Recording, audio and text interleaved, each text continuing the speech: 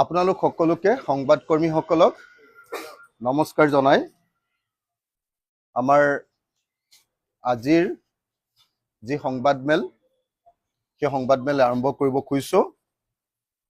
আজি আমি আপোনালোকক অসমখনৰ বাজেটখন আচলতে কেনেকুৱা হ'ব লাগে এনে বাজেটখনক সমালোচনা কৰি আছো, কিন্তু সকলোৱে সমালোচনা কৰে, কিন্তু গঠনমূলকভাৱে কনষ্ট্ৰাকটিভ যে একচুৱেলি বাজেটখন কেনেকুৱা হলে অসমৰ প্ৰত্যেকজন মানুহে ধনী হ'ব পাৰিব।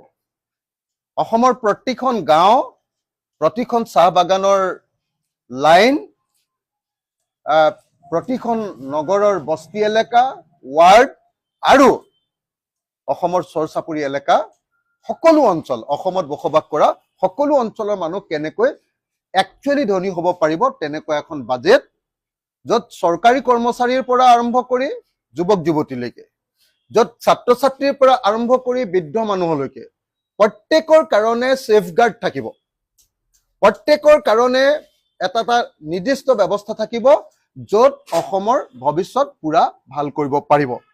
তাৰ কাৰণে আমি এখন বাজেট তৈয়াৰ কৰি উলিয়াইছো। এই বাজেটখনৰ নাম দিছো অসমৰ অৰ্থনীতিৰ আমূল পৰিৱৰ্তনৰ ৰূপৰেখা। অসমৰ অৰ্থনীতিৰ আমূল পৰিৱৰ্তন মানে একদম কমপ্লিট পৰিৱৰ্তন, ৰূপান্তৰৰ ৰূপৰেখা। এইখনেই হ'ল আমাৰ ৰাইজৰ দলৰ বাজেটখন। ইয়াত 5টা বস্তু থাকিব এই বাজেটখনত। এটা হ'ল সেউজ স্বৰাজ, তাৰমানে গাঁৱে গাঁৱে বছৰত 3বাৰ খেতি। ক'ত খেতি হ'ব? পথাৰবিলাকত। পথাৰবিলাক আমি টোটেলি প্ৰফেশ্যনেল কৰি দিম। আৰু পথাৰবিলাক যেতিয়া প্ৰফেশ্যনেল কৰি দিম, ইয়াত আপোনালোকক দেখুৱাইছো আমি যেতিয়া পথাৰবিলাক যেতিয়া প্ৰফেশ্যনেল কৰি দিম, আপোনালোকে দেখিছেনে প্ৰতিখন পথাৰ এনেকে প্ৰফেশ্যনেল হ'ব। প্ৰতিখন পথাৰ প্ৰফেশ্যনেল হ'ব। প্ৰতিখন পথাৰত এবছৰত 3টা খেতি হ'ব, এটা ধান, এটা মাকৈ, এটা সৰিয়হ। ধান, মাকৈ আৰু সৰিয়হ প্ৰতিখন পথাৰত 3টা খেতি হ'ব। আৰু প্ৰতিখন পথাৰত এনেকৈ 3টা খেতি কৰিবৰ কাৰণে চৰকাৰৰ পিনৰ পৰা এখন গাঁৱত 5খনকে ট্ৰেক্টৰ, ইয়াত আছে ট্ৰেক্টৰখিনি, ইয়াত যে ট্ৰেক্টৰ আমি ব্যৱহাৰ কৰি আছো দেখিছেনে, 5খনকে ট্ৰেক্টৰ চৰকাৰৰ পিনৰ পৰা এখন এখন গাঁৱত ফ্ৰী কৰি দিয়া হ'ব। কেলে ফ্ৰী কৰি দিম? কাৰণ আমাৰ গাঁৱত বহুত দুখীয়া মানুহ আছে, আৰু দুখীয়া মানুহবিলাকে 3বাৰ খেতি গৰুৰে কৰিব নোৱাৰে। 3বাৰ যদি খেতি হয় গৰুৰে নহ'ব, গতিকে চৰকাৰৰ পিনৰ পৰা ট্ৰেক্টৰ দি দিম।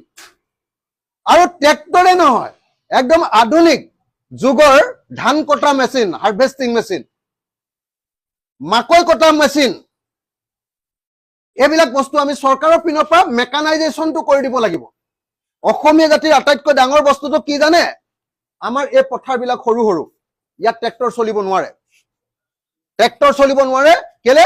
আমি বৰষুণৰ ওপৰত চলো কাৰণে, ভেকুলী বিয়া পাতি চলো কাৰণে আমাৰ পথাৰবিলাকত বৰষুণৰ পানীটো জমা কৰি ৰাখিবলগীয়া হয়, ইৰিগেশ্যন নাই। সেইকাৰণে আমি 3টা বস্তু অসমৰ ৰাইজক দি দিম বাজেট কৰিলে। ৰাইজৰ দলে যিদিনা বাজেট কৰিব, এক, অসমৰ প্ৰত্যেকখন পথাৰত 100% ইৰিগেশ্যন।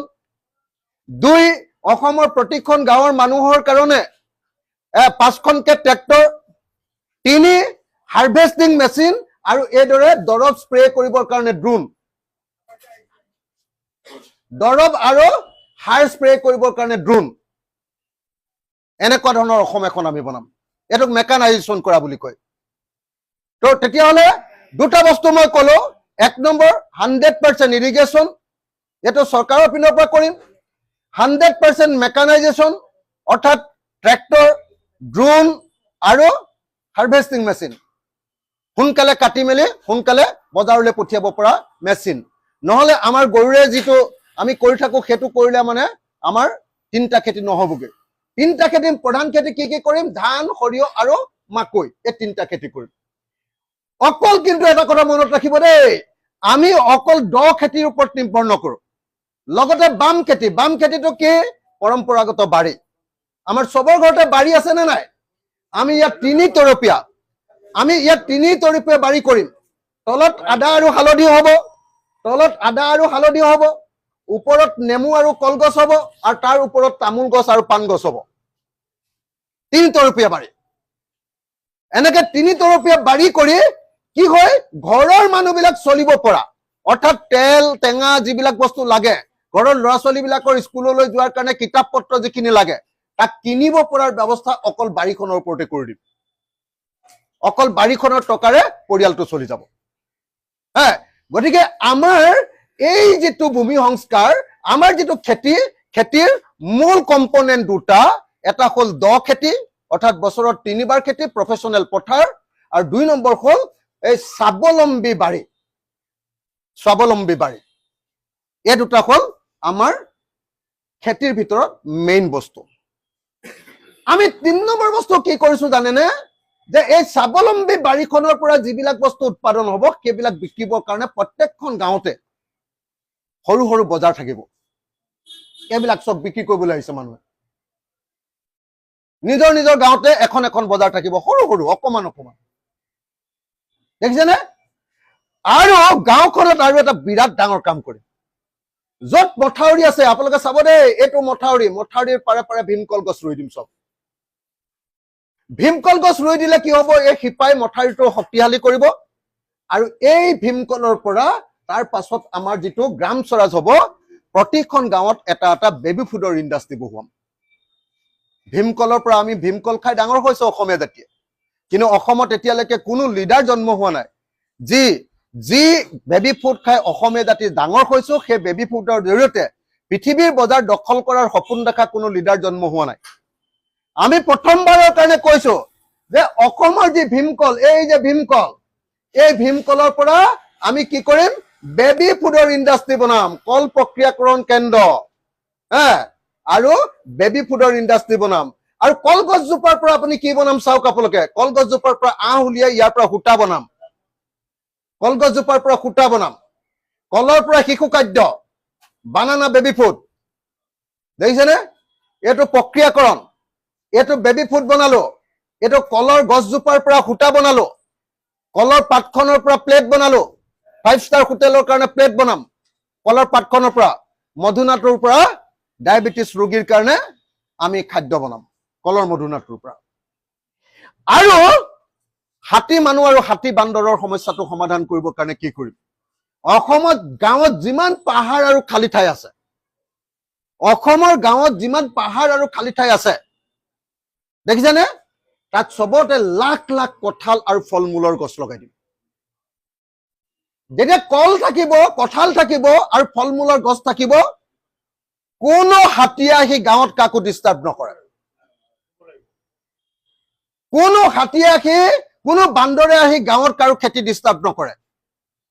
গতিকে হাতী মানুহৰ সংঘাত আৰু বান্দৰ মানুহৰ সংঘাত, এইটো দূৰ কৰিবৰ কাৰণে আমাৰ ইয়াত ব্যৱস্থা থাকিব।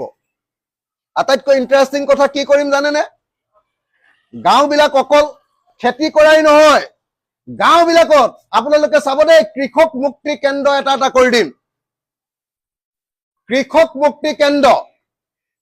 মুক্তি কেন্দ্ৰটোত পৰীক্ষাগাৰ থাকিব, মাটিৰ গুণাগুণ কেনেকুৱা, সেই অনুসৰি ইয়াতে ড্ৰোনেৰে দৰৱ দিব, সাৰ দিব, কিমান দিব লাগে।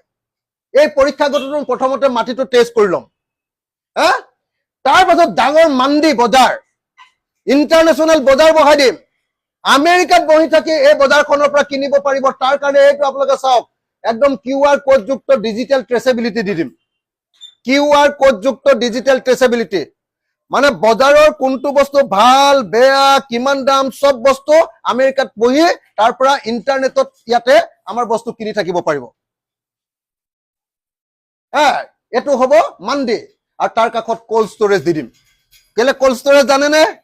ধৰক বিলাহী আমাৰ গাঁৱৰ মানুহে বহুত উৎপাদন কৰিলে, দাম কম, 3 টকা হৈছে, আমি বিলাহী বিক্ৰী নকৰি ইয়াত ৰাখি দিম। যেতিয়া বেংগলোৰত বিলাহী 120 টকা হৈ গ'ল, তেতিয়া আমি 80 টকা দামত বিলাহীটো উলিয়াই দিম। আৰু যদি সেইবাৰ দাম নেবাঢ়িলে তেতিয়াহ'লে কি কৰিম? বিলাহীটোৰ পৰা ইয়াত চচ তৈয়াৰ কৰিম, চচ তৈয়াৰ কৰা ইণ্ডাষ্ট্ৰী কৰিম। এইটোৰ নাম দিছো গ্ৰাম স্বৰাজ। গতিকে আমাৰ প্ৰথম বস্তুটোৰ নাম হ'ল সেউজ স্বৰাজ, সেউজ স্বৰাজত খেতি, সেউজ স্বৰাজত আপোনাৰ পৰীক্ষাগাৰ, সেউজ স্বৰাজত আপোনাৰ কৃষক মুক্তি কেন্দ্ৰ, বজাৰ বা মান্দি, কোল্ড ষ্টৰেজ এইবিলাক চব থাকিব। ইয়াতে ভালকে ট্ৰেক্টৰেৰে খেতি থাকিব, সৰু গাঁৱলীয়া বজাৰ এখনো থাকিব, বাৰী থাকিব। ইয়াতে বান্দৰ আৰু হাতীৰ পৰা উৎপাতৰ পৰা ৰক্ষা পাবৰ কাৰণে এনেকুৱা ধৰণে গছ ৰোৱা হ'ব, ফল মূলৰ গছ ৰোৱা হ'ব। আৰু তাৰ পাছত 2 নম্বৰ বস্তুটো এক গাঁও এক ইণ্ডাষ্ট্ৰী, গ্ৰাম স্বৰাজ। গ্ৰাম স্বৰাজত আমি কি কৰিম জানেনে?